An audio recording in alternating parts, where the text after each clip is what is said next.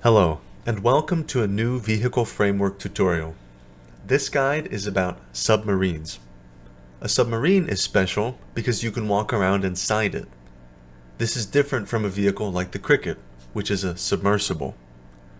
This guide assumes you've already set up your vehicle as a submersible, and it will help you evolve your submersible into a submarine. Because this guide assumes you already have a submersible, it does not cover the following topics: asset bundles, lights, root objects, collision models, water clip proxies, upgrades interfaces, batteries, and storage. To learn about those topics, check out the tutorial for submersibles linked in the description. By the end of this tutorial, you will learn about pilot seats, hatches, tethers, the control panel, the Fabricator, the color picker, and interior lights. Here you can see I have the Abyss submarine. I'm going to use it as an example for today's video. First, let's check out the pilot seat. I'm simply going to double click on it to zoom in, and we can look around. The pilot seat in a submarine is a lot like it is in a submersible, except that it also has a collider. The collider enables the player to touch the seat to begin piloting. You can see the way I've set up the pilot seat here. That is where the player's head will be. The hatches of a submarine are similar to the hatches of a submersible, with one key difference. A submarine hatch has to specify an entry position.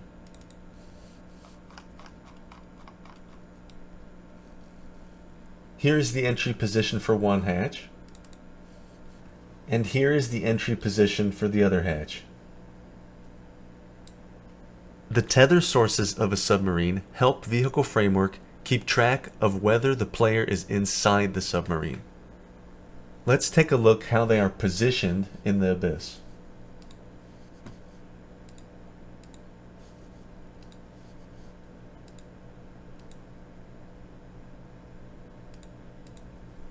Whenever the player is in range of a tether source, they will enter the vehicle. If the player leaves the bounding box, however, they will exit the vehicle. Tethers recently received an update in Vehicle Framework, so I'm going to update the Abyss to match. The way it's set up now is okay, but Vehicle Framework is now offering additional capabilities. Consider the following tether source. Its placement is in the middle of the submarine. We can visualize the size of the tether source like this.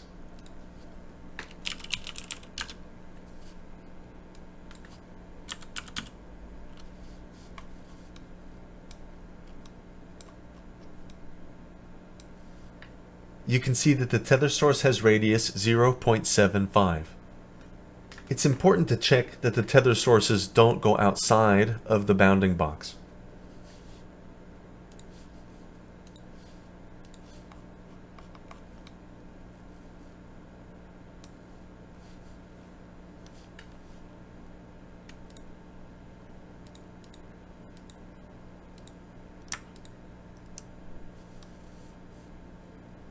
It looks like the sphere is a good size, but Vehicle Framework now lets me change the size of it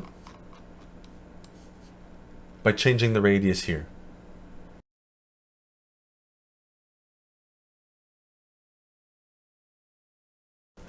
As you can see, I've actually shrunk the size of the sphere collider to make sure the player never accidentally enters the vehicle when they are truly outside of it. The setup for a control panel is a bit more involved.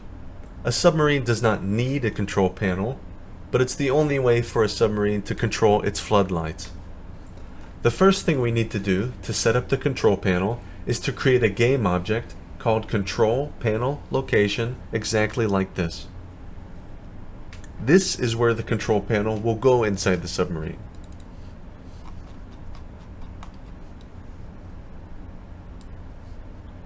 We also need to prepare a control panel asset But first, let's see how it will look in game.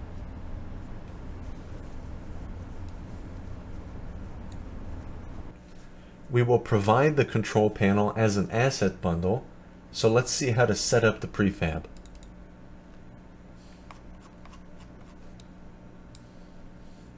Vehicle Framework provides 9 buttons, and they need to have these names 1 through 9. Button number 1 is used for the headlights. Button number 2 is used for the navigation lights. Button number 3 is reserved for the autopilot. Button number 4 controls the interior lights. Button number 5 currently has no function. Button number 6 restores the submarine to its default color scheme if it has color changing set up. Button number 7 controls the floodlights. Button number 8 currently has no function.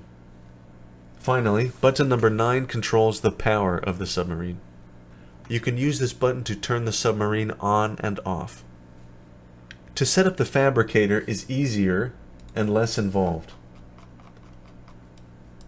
In the same way as the control panel, you have to set up the location for the Fabricator, and you have to name it this exact name, Fabricator-location, but that's it.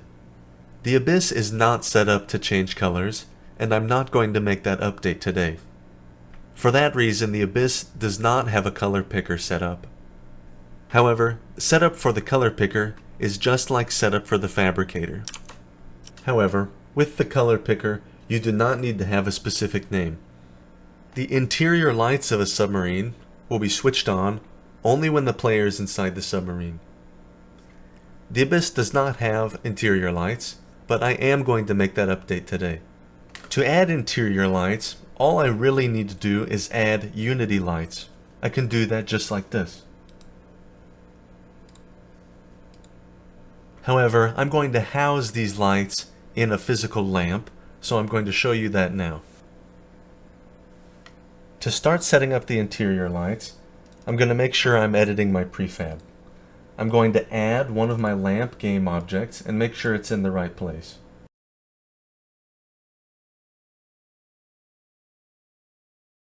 Now I have 4 lamps, and they're the right size, but I need to put them in the right place and rotate them the correct way.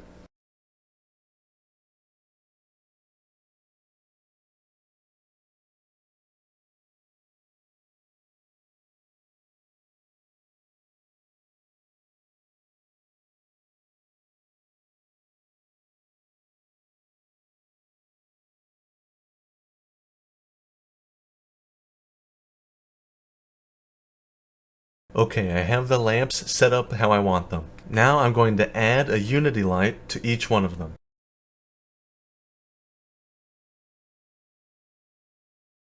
As they are, these lights will probably be much too bright, so I'm going to change them in a few ways. I'm going to reduce the range by half. I'm going to reduce the intensity by half. I'm also going to enable soft shadows. I can get some idea of how the lighting will look by using this button here, but the best way to see is really to use it in the game, so we might have to adjust these lights later. That's all we have to do with the game object, so I'm going to export the asset bundle, but I'm not going to show that, and I'm going to write the C# mod now. This is the Abyss class.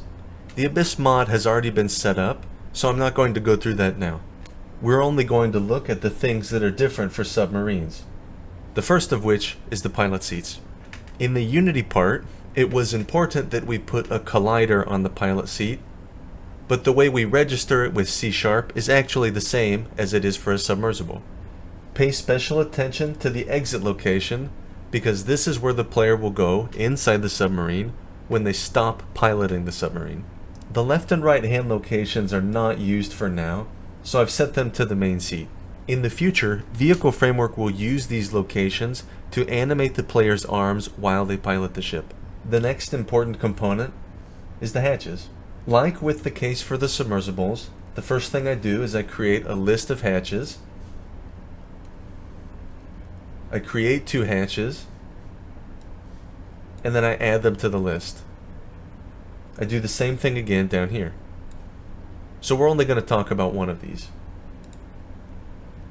For each hatch we want to register, its hatch should be the game object with the collider that will be clicked to use the hatch.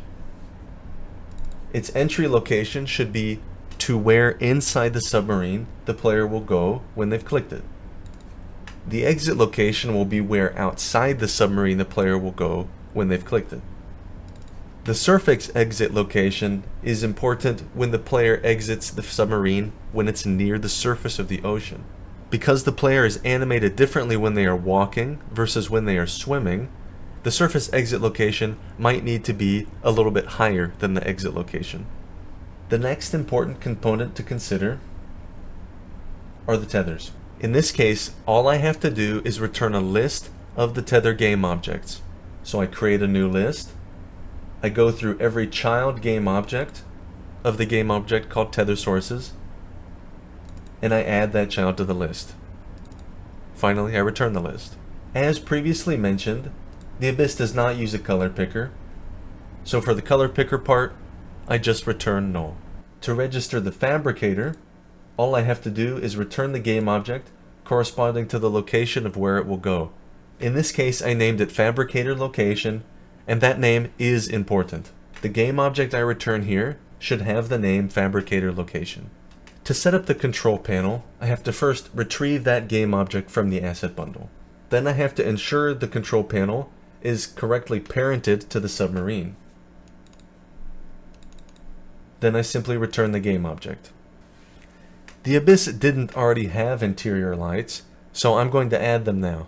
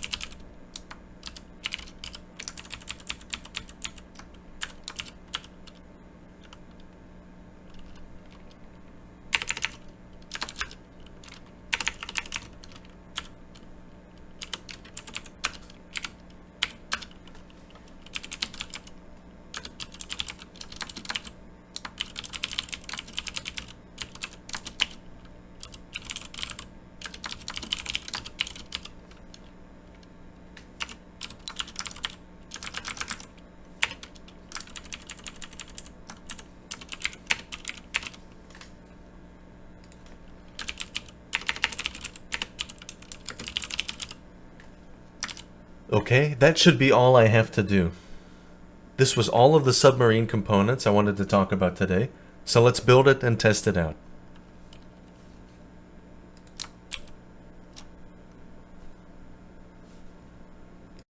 To test out the Abyss updates, I'm simply going to spawn one, but of course it can be built at the mobile vehicle bay too.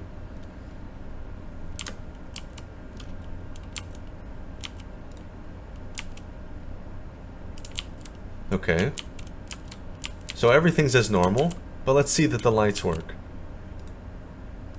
It seems like they do something. I can tell that they're standing a bit off the wall, so I'll do some fine-tuning later. But first, let's see how it looks at nighttime.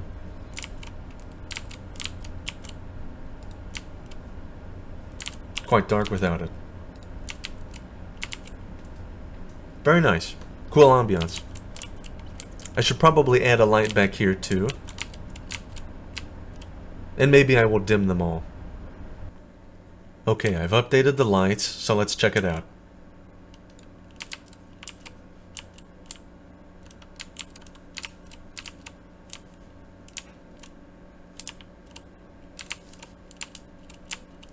Everything seems to look good. It's a bit dim in here, so I might brighten that up. But I think I'll call that done for now. I hope this tutorial has cleared up any questions about making submarines. I will make different videos for advanced topics later, but this was a concise overview. If you have any questions about this process or how to use Vehicle Framework, or if you have ideas for future videos, please leave them in the comments below. If you watched this whole tutorial, please consider liking and subscribing. In any case, this has been McJaw. Happy modding.